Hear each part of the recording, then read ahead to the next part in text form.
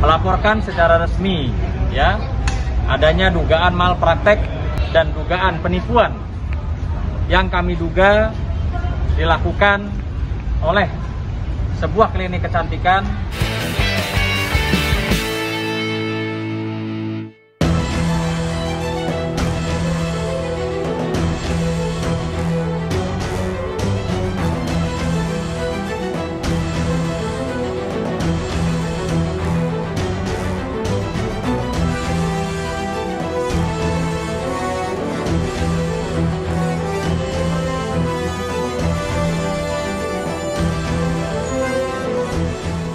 Hari ini kami selaku tim kuasa hukum dari Fredrika Putri Indonesia 2019 melaporkan secara resmi ya adanya dugaan malpraktek dan dugaan penipuan yang kami duga dilakukan oleh sebuah klinik kecantikan yang berkawasan di daerah Jakarta Selatan ya. Alhamdulillah laporan kita dengan 2 pasal tersebut hari ini sudah diterima oleh pihak kepolisian. Iya betul, ini laporan kedua, tapi ini laporan pertama dengan Pak Sunan Kalijaga. Nanti akan melaporkan apa sih yang akan dilaporkan oleh Pak? Ya, jadi ada dugaan ya, ada dugaan kerugian yang dialami oleh klien kami dan ada dugaan sangkaan pasal terkait dengan penipuan ya, penipuan dan juga tentang undang-undang kesehatan yang diatur dalam KUHP. Kerugiannya apa aja, Bang? Bisa disampaikan kerugiannya. Baik, mengenai kerugian itu sendiri bahwa perlu disampaikan klien kami sampai dengan detik ini belum pernah menikmati 1 sen pun atas perhubungan hukum yang ada dengan pihak terlapor yang melakukan dugaan ini. Gitu. Di sisi lain, klien kami pun mengalami katakanlah secara medis. Gitu. Dan nanti kita perjelas itu di depan penyidik. Sampai saat ini ada pihak dari pihak mereka yang coba menghubungi mungkin untuk melakukan perdamaian atau apa? Secara resmi kami belum mendapatkan ya adanya itikat baik dari kuasa hukum klinik tersebut. Jadi ya kami anggap sampai detik ini belum ada secara konkret atau secara resminya seperti apa. Untuk itu sendiri gimana? Keinginannya dalam kasus ini? Keinginannya, ya saya ingin keadilan, justice, karena saya merasa saya menjadi victim. Sampai sekarang belum ada etikat baik dari klinik, makanya saya berani melakukan laporan kedua melewati hukum. Jadi saya juga minta ya, ini tentunya menjadi perhatian untuk Bapak Menteri Kesehatan, karena kalau seorang putri Indonesia ya, yang mewakili Indonesia di kancah internasional, masuk 10 besar di internasional dalam Miss Universe, bisa mendapatkan ya, atau mengalami hal-hal yang tidak baik terkait dengan kesehatannya, maka saya minta perhatian Bapak Menteri untuk mengawal atau mengikuti kasus apa yang dialami oleh klien kami ya, karena seorang putri Indonesia saja yang mewakili negara kita diperlakukan seperti ini ya, tidak menutup kemungkinan adanya korban-korban lain atau bagaimana nasib dengan orang yang biasa ya. Kalau seorang putri Indonesia bisa dilakukan ya, atau dugaan-dugaan dirugikan seperti ini secara klinis, secara medis. Bang, dalam laporan ini ada nggak bukti yang dibawa gitu, misalnya apa gitu? Iya, yang pasti kami sudah persiapkan alat buktinya seperti foto sebelum dan sesudah, ya. Lalu juga kita bawa ada beberapa alat bukti yang terkait ya adanya peristiwa hukum yang dialami oleh klien kami. Pasal-pasal apa yang dilaporkan, Bang?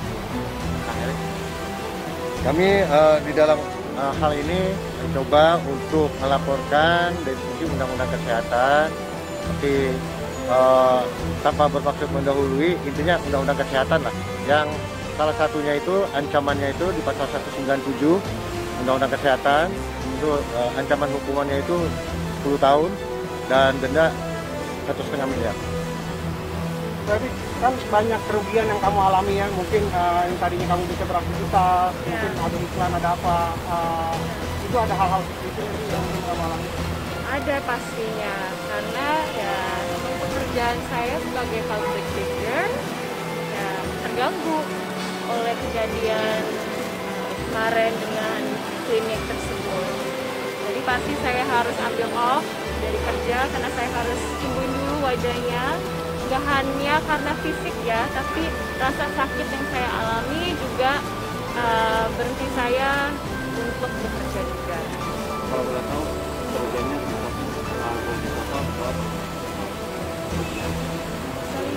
total kerugiannya berapa? Nah, itu nanti dalam kita di pokok perkara kita nanti dulu. Pasti kerugian itu material itu udah pasti. Jadi perlu kami pertegas di sini. Ini Putri Indonesia, di mana negara harus hadir. Karena salah satu putri yang hadir di kancah dunia adalah klien kita, yang mana saat ini mengalami kerugian. Jadi kerugian itu bukan hanya material. Jadi kenapa saya bilang negara harus hadir? Karena salah satu yang bisa ke kancah dunia, dan ini adalah salah satu bentuk daripada bela negara.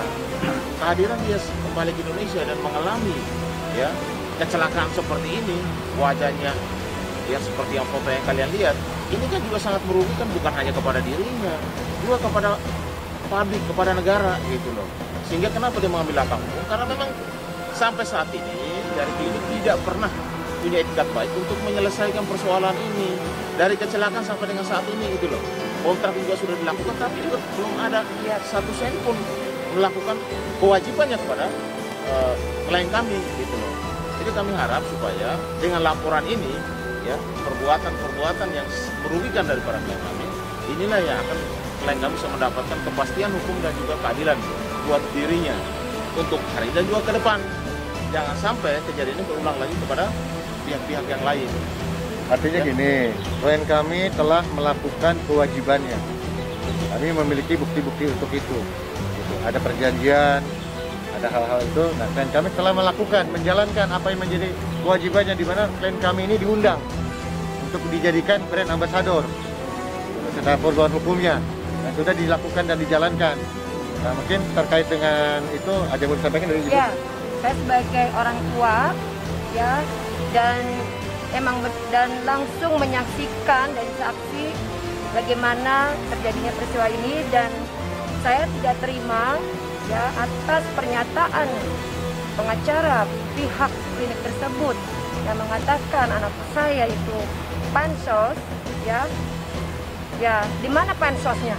Siapa yang tidak tahu anak saya itu ya sebagai sudah membawa nama negara ya di kancah internasional ya. Kita tidak mencari pansos, dan di sini saya mencari keadilan, dan sudah cukup lama ya, dari awal kami sudah kasih waktu, tidak ada etikat baik ya. Kalau kami cari pansos, kami sudah berkoar dari awal ya. Jadi pernyataan-pernyataan yang saya baca itu ya, itu tidak baik buat saya, dan saya tidak terima. Dan saya rasa siapapun orang tua yang melakukan seperti saya, siapa anaknya yang terjadi peristiwa ini, pasti akan berbuat sesuatu. Itu loh. Ya, kita tidak sembarangan, kami ngasih waktu, jarak, ya etikat baik dulu kami lakukan, tapi tidak ada, dan ini kita jalan hukum. Ya. Dan jalan hukum yang ini kan kita punya bukti dan saksi kok. Artinya gini, dampak atau efek dari situ, klien kami kan melakukan pengobatan. Ya. Gitu.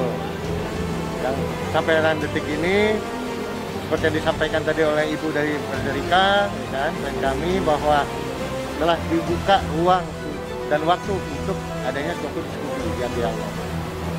Dan mungkin terkait ini ya, terkait masalah yang seperti yang disampaikan oleh orang tua dari klien kami, kan bahwa sebelah sana menyatakan bahwa klien kami adalah untuk mencari pansos, katanya kan seperti itu.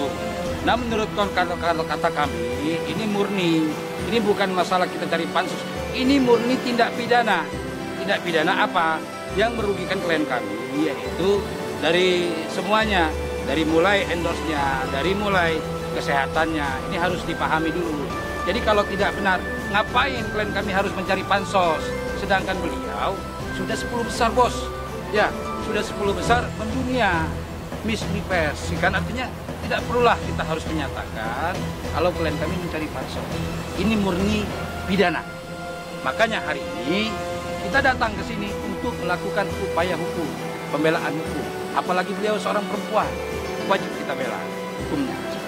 Dan kami terus mengkaji ya, akan melakukan upaya-upaya hukum yang terbaik untuk klien kami. Jangan mengawalnya. Dan terus akan mengawal. Oh iya, dan ini untuk wanita-wanita lain loh ya, yang mungkin terjadi seperti apa yang dialami dan mungkin belum berani berbicara di situ loh ya. Artinya merupakan hak-hak daripada klien kami yang dilindungi oleh undang-undang. Kami akan lakukan segala sesuatu upaya hukum yang terbaik. Ya. Oke, terima kasih ya teman-teman ya.